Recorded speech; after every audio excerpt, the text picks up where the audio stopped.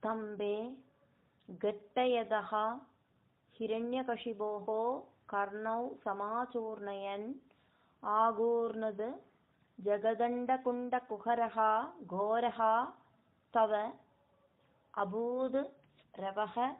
श्रुत्वा यं किल दैत्यराजहृदये पूर्वं कदा अपि अश्रुतं कम्बः कश्चन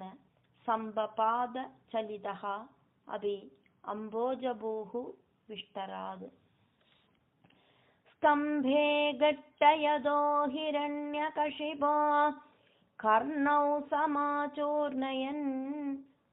आगूर्णज्जगदण्डकुण्डकुहरो घोरस्तवाभूद्रव श्रुत्वायं किल दैत्यराजहृदये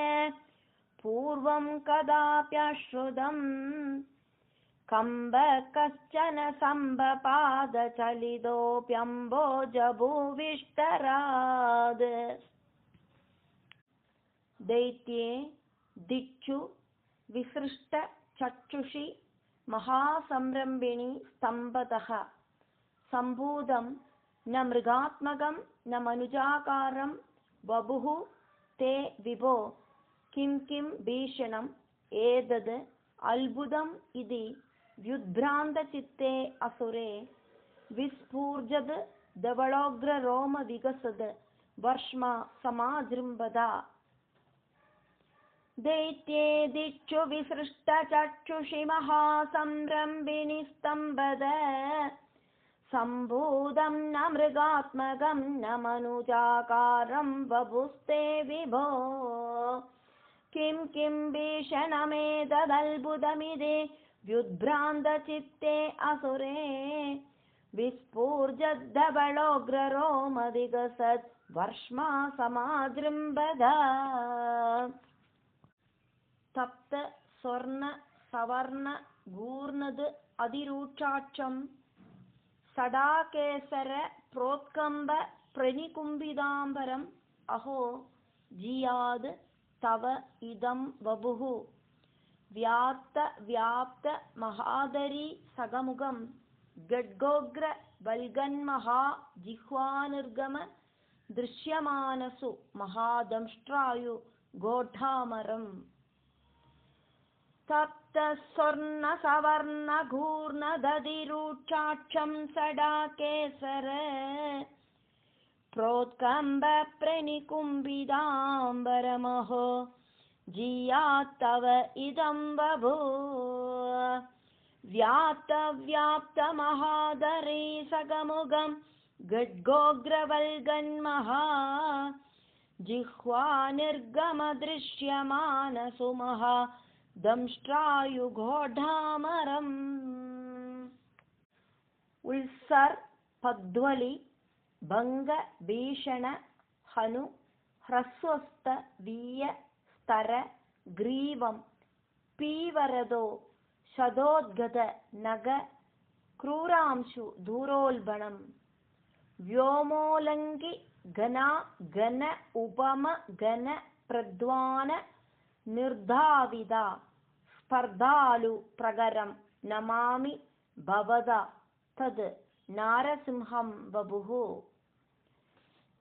उल्सर्पध्वलिभङ्गभीषणहनु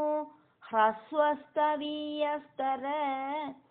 ग्रीवं पीवरदोषदोद्गतनग क्रूरांशु दूरोल्बणम्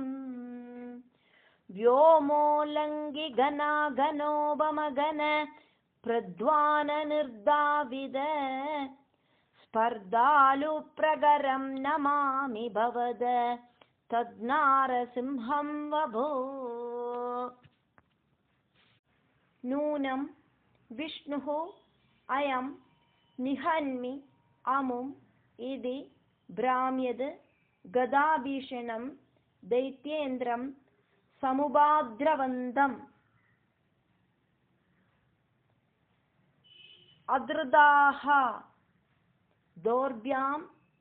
पृथुभ्याम् अमुं वीरः निर्गलितः अद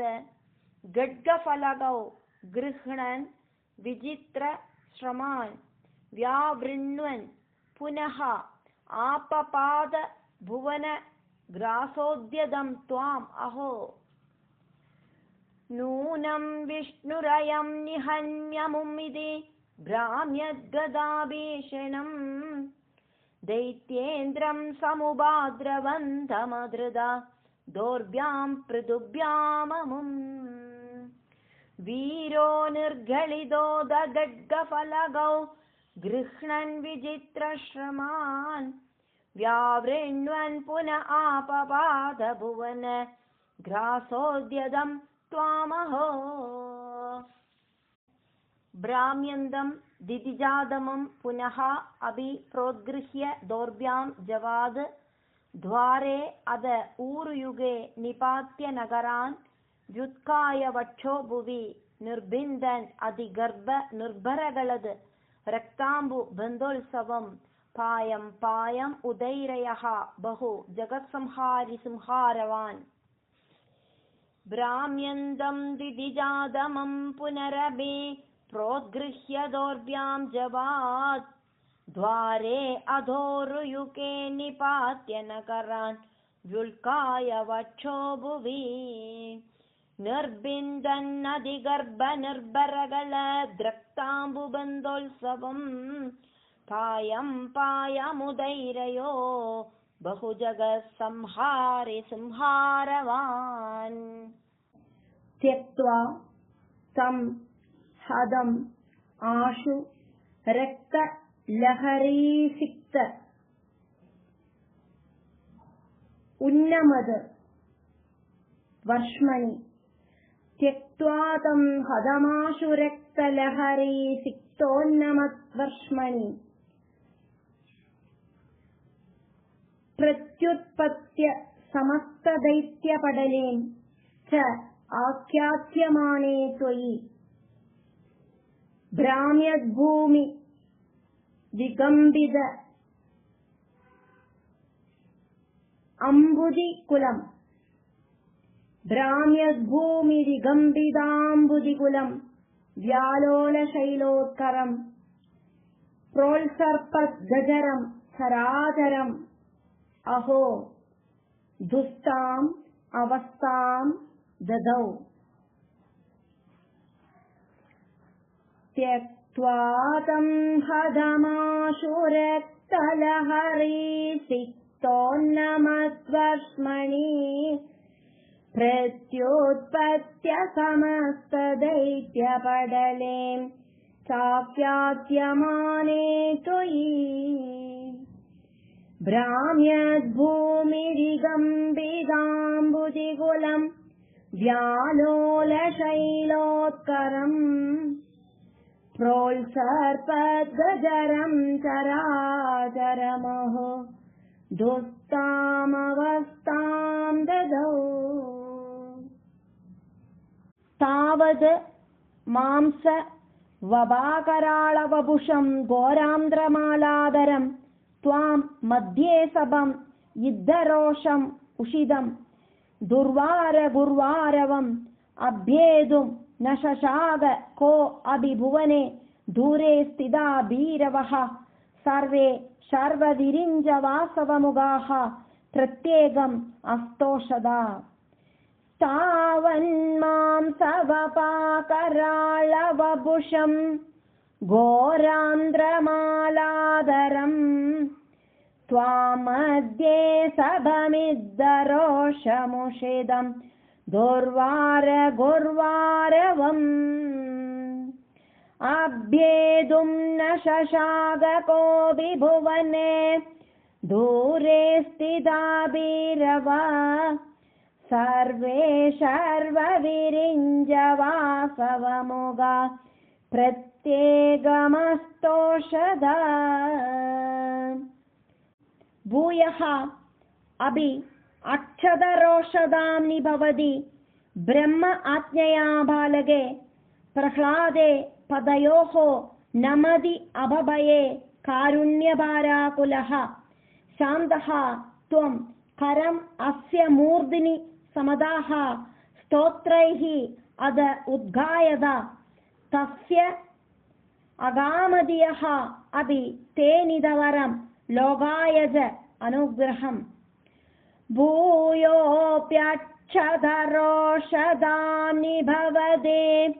ब्रह्माज्ञया बालके